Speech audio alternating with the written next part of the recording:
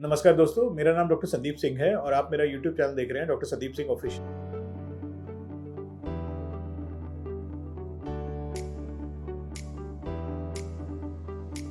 दोस्तों, जैसे हम सब जानते हैं कि एसीएल सर्जरी एक बहुत ही सक्सेसफुल सर्जरी है और उस सर्जरी के बाद रिकवरी बहुत अच्छी होती है और रिजल्ट्स बहुत अच्छे होते हैं। इस वीडियो में आपको बताऊंगा मैं कि क्यों हम इतना कॉन्फिडेंटली आपको बता पाते हैं कि एसीएल सर्जरी के बाद आप वापस से खेलने लग जाएंगे, वापस पहले ऐसे हो जाएंगे और आपको कोई लाइफ में दिक्कत नहीं रहेगी। दोस्तों, एसीएल सर्जरी जो कि एक कैमरा आर्थोस्कोपिक सर्जरी है जिसमें हम बिना चीर फाड़ के आपके घुटने के अंदर एक कैमरा घुसा के उसको लिगामेंट को वापस से रिक्रिएट करते हैं, ये पिछले 20 साल में बहुत चेंज हुई है और उस चेंजेस की वजह से हमारी टेक्नोलॉजी की वजह से हम बहुत ही अच्छे और प्रेडिक्टेबल रिजल्ट दे पाते हैं। नॉर्मली मैं देखता हूं कि जो हमारे एसीएल वाले पेशेंट्स होते हैं, जिस दिन हम उनका ऑपरेशन करते हैं, हम रोज ही एक एसीएल करते हैं मिनिमम, और हम जब देखते हैं कि जब भी हम एसीएल सर्जरी करते हैं जिस इंसान की, नेक्स्ट डे से वो इंसान खड़ा होकर चलना स्टार्ट कर देता है। 2-3 दिन के अंदर इंसान काफी कॉन्फिडेंटली चलना स्टार्ट कर देता है। हफ्ते 10 दिन के अंदर इंसान अपनी सीढ़ियां वगैरह चढ़ना और घर के अंदर छोटे मोटे काम करना स्टार्ट कर देता है।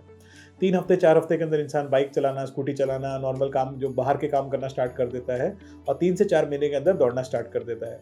5 से 6 महीने के बाद जो स्पोर्ट्समैन होते हैं वो पूरा स्ट्रॉन्ग स्पोर्ट्स खेल पाते हैं। ये हमेशा फॉलो होता है और हमेशा यही होता है पेशेंट के साथ, क्योंकि अब जो हमारे पास टेक्नोलॉजिकल एडवांसेस है वो बहुत बेहतर है पहले। तो दोस्तों, अब मैं बताऊंगा आपको कि क्या है वो टेक्निकल एडवांसेस और साइंस में क्या एडवांसेस हुई जिसकी वजह से हम अपना जो आउटपुट ज्यादा दे पाते हैं। उसके अंदर पहली चीज है एडजस्टेबल लूप। दोस्तों, पहले क्या होता था कि जो आपका जो एसीएल का लूप यूज होता था, मतलब कि आपकी जो फीमर की हड्डी के अंदर जो होल करके आपका एसीएल फिट किया जाता था उसे फिक्स लूप में फिक्स किया जाता था। फिक्स लूप का मतलब क्या होता है कि जो स्क्रू कसते समय जितना हमसे टाइट हुआ उतना ही टाइट हुआ, बाद में हम उसे दोबारा टाइट नहीं कर सकते। उससे दिक्कत क्या होती थी, कई बार एसीएल ढीला रह जाता था और ढीला होने की वजह से पेशेंट को कभी कॉन्फिडेंस की कमी होता है। बट अब के टाइम में ऐसा नहीं होता। अब के टाइम में हम जब यूज करते हैं 100% एडजस्टेबल लूप। एडजस्टेबल लूप का मतलब ये होता है कि स्क्रू देने के बाद भी अगर हमें लगता है कि एसीएल आपका ढीला रह गया है तो हम उसको एडजस्ट करके उसको पूरा टाइट कर सकते हैं। ऑपरेशन के दौरान हम आपके एसीएल को एक इंस्ट्रूमेंट जिसे कि प्रोब कहते हैं उससे चेक करके देखते हैं कि आपका एसीएल कहीं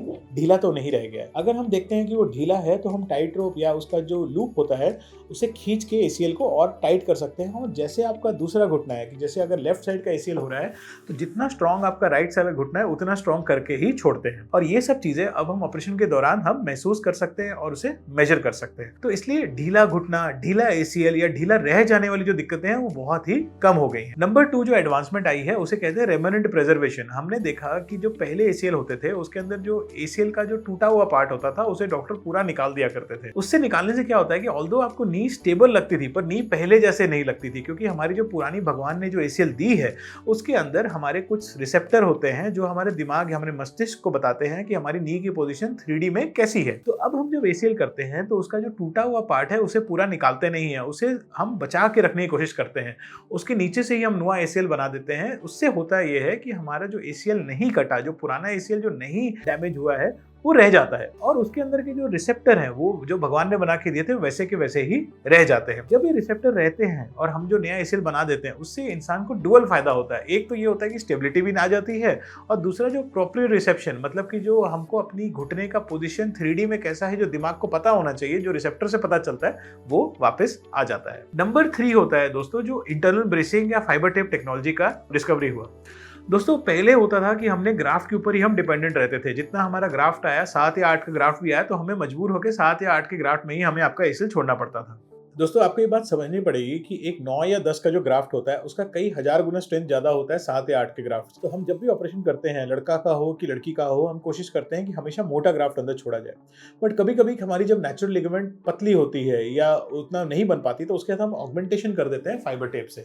अभी फाइबर टेप क्या होता है, वो एक तरह का बेल्ट बन जाता है आपके नए एसीएल के लिए। एक तो उसकी वो मोटाई बढ़ा देता है और सेकेंड में आपकी उसको अंदर से और ताकत देता है और उसे फिर से टूटने का चांस बहुत कम कर देता है। जो नेक्स्ट इंप्रूवमेंट जो हुई है टेक्नोलॉजी के अंदर वो हुई है क्वालिटेटिव और ऑब्जेक्टिव रिहैबिलिटेशन के अंदर। आपने अगर हमारी बाकी वीडियोस देखी होगी तो हम बार बार फोकस करते हैं रिहैबिलिटेशन और फिजियोथेरेपी आफ्टर एसीएल सर्जरी के अंदर।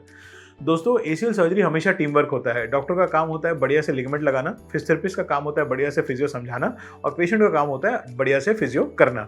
अगर तीनों आदमी अपना अपना काम बढ़िया से कर दे तो एसीएल के अंदर रिकवरी पूरी 100% होती है। तो दोस्तों, अब पहले क्या होता था कि फिजियोथेरेपी जो होती थी वो बस बता दिया जाता था कि ऐसे करो ऐसे करो, उसका कोई मेजरमेंट का तरीका नहीं था। बट अब हमारे पास टेक्नोलॉजी है जैसे कि डी-वॉल टेक्नोलॉजी, आइसोमेट्रिक एक्सरसाइजेस को जानने का, आपकी आइसोमेट्रिक स्ट्रेंथ को जानने की मशीनें होती हैं जिसके अंदर हम चेक कर पाते हैं कि आपका कोर बैलेंस, आपका आइसोमेट्रिक स्ट्रेंथ, आपके घुटने की जो ताकत है वो कैसी है। हम कोशिश करते हैं हमेशा दूसरे घुटने की यानी कि अच्छे घुटने से कंपेयर करने की जिसमें चोट नहीं लगी है। तो हम देखते हैं कि हम थोड़े-थोड़े दिन में आपकी चेक करके हर 2-2 हफ्ते में देखते हैं कि आपकी पावर बढ़ रही है कि नहीं, आपकी बॉडी का बैलेंस इंप्रूव हो रहा है कि नहीं, और ये सब हम प्रमाण के साथ देखते हैं, मतलब मशीन पे देखते हैं, गेस वर्क नहीं करते। तो जब हम प्रमाण के साथ देखते हैं तो हमें पता चल जाता है कि आपका रिकवरी ठीक चल रहा है कि नहीं। जो पेशेंट्स हमारे एक्सेलरेटेड रिहैबिलिटेटिव प्रोग्राम में जाते हैं, हम देखते हैं 3 to 4 मंथ्स के अंदर वो अपनी खेल कूद के अंदर वापस जाने की कोशिश कर सकते हैं और 4 to 5 मंथ्स के अंदर वो अच्छा खेल भी खेल पाते हैं। तो दोस्तों, इस वीडियो के संक्षेप में आपको यही बोलना चाहता हूँ कि एसीएल की जो रिकवरी है और एसीएल की जो सर्जरी की रिकवरी है वो बहुत ही आराम से अच्छे से हो जाती है, बट हमें हर माइन्यूट पॉइंट को ध्यान से रखना पड़ता है। एसीएल के बारे में अगर आपको और कोई डाउट है तो हमें प्लीज इस नंबर पर फोन करके पूछ लीजिए या हमारे इस नंबर जो आपका यूट्यूब चैनल है उस पर मैसेज करके पूछ लीजिए। नमस्कार।